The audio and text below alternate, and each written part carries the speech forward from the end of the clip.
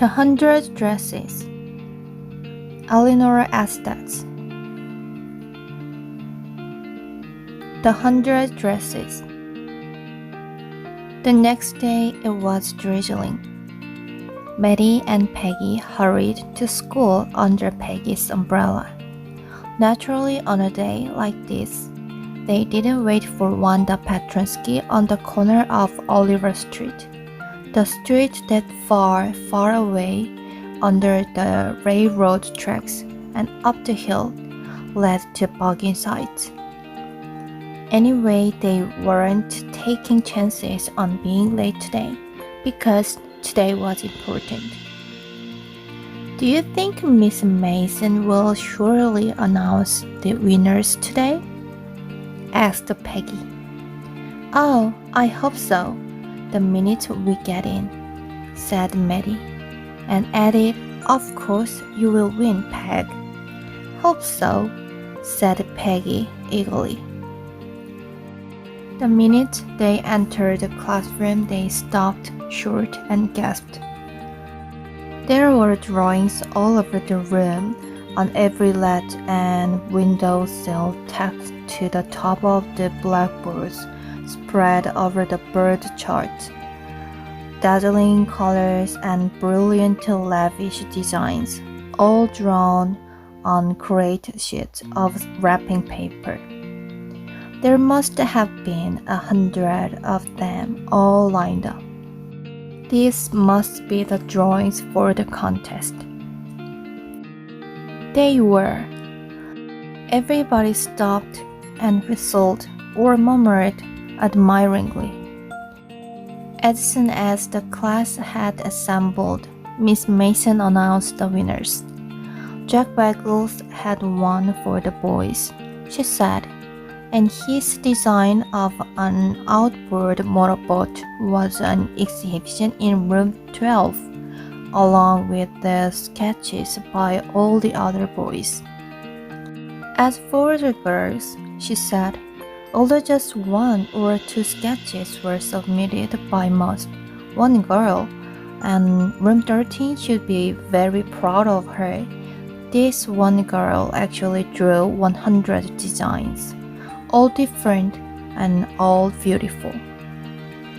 In the opinion of the judges, any one of her drawings is worthy of winning the prize. I am happy to say that Wanda Petronsky is the winner of the girls' medal.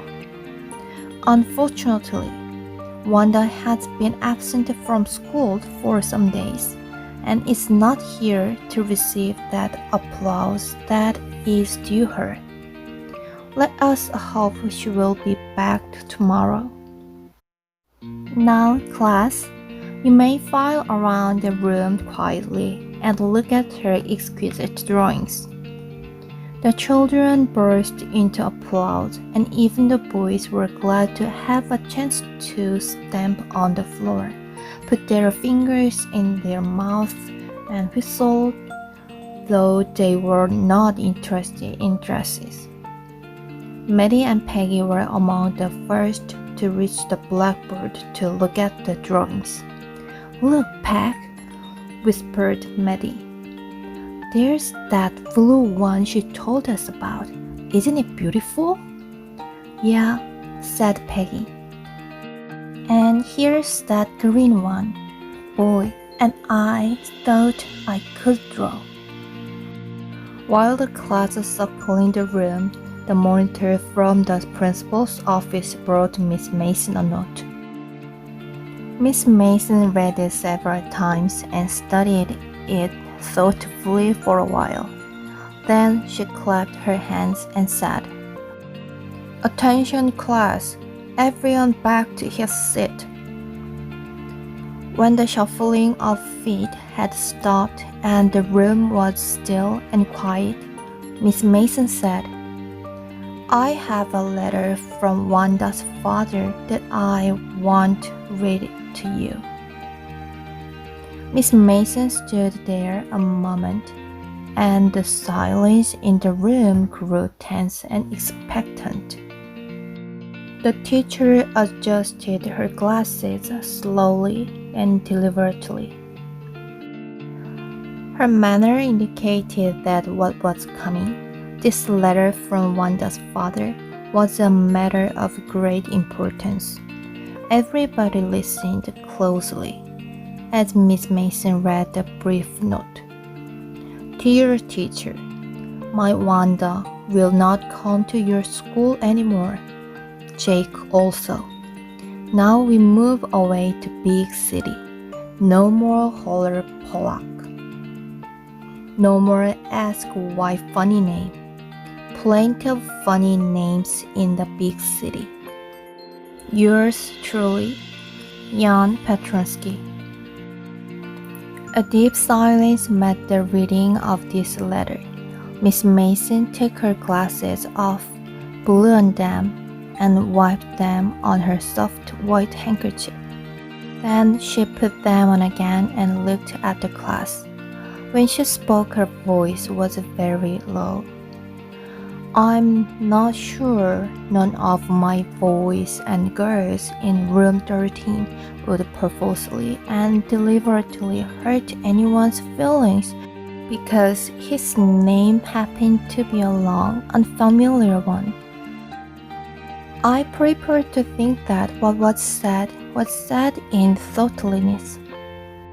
I know that all of you feel the way I do, that this is a very unfortunate thing to have happen. Unfortunate and sad both. And I want you all to think about it. The first period was a study period. Maddie tried to prepare her lessons, but she could not put her mind on her work.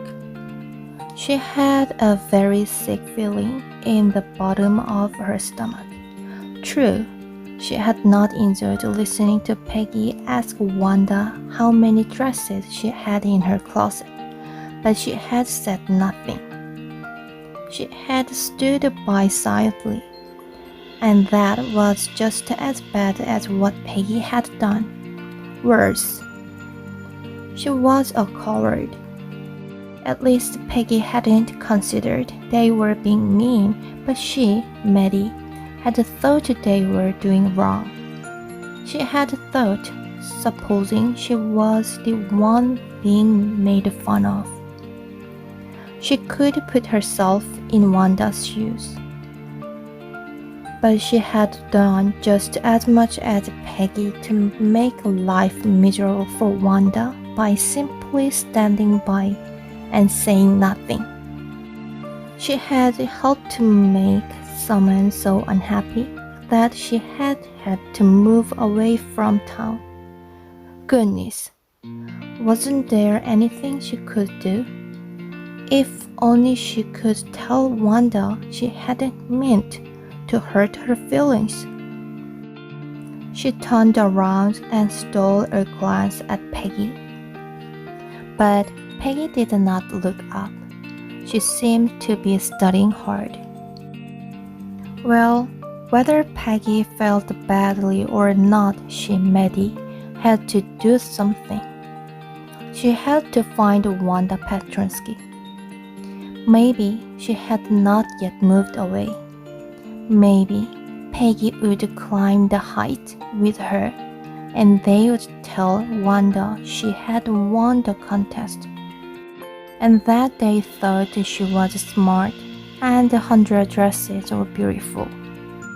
When school was dismissed in the afternoon, Peggy said with pretended casualness, "Hey, let's go and see if that kid has left town or not." So Peggy had had the same idea as Maddie had had. Maddie glowed. Peggy was really all right, just as she always thought. Peg was really all right. She was okay.